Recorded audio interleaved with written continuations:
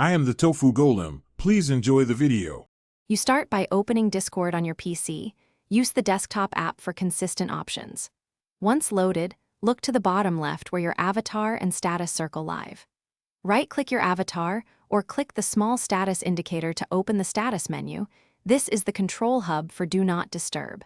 You do this because the status setting is per client. Changing it here changes how others see you and whether notifications are delivered to you, so it's the correct first move. Once the status menu is open, select either Online or Invisible to turn off Do Not Disturb.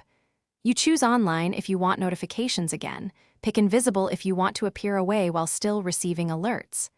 Hovering shows a quick preview, and clicking applies the status immediately, so make sure to click. After that, check the status circle.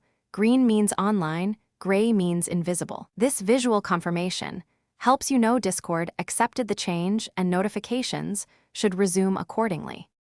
Finally, test that notifications are back by sending a DM or waiting for a server ping. This verifies sounds and banners. If you still don't get alerts, make sure server or channel level mutes and notification overrides aren't blocking them, because those are separate. If problems continue, restart Discord and also check Windows Focus Assist or system notification settings.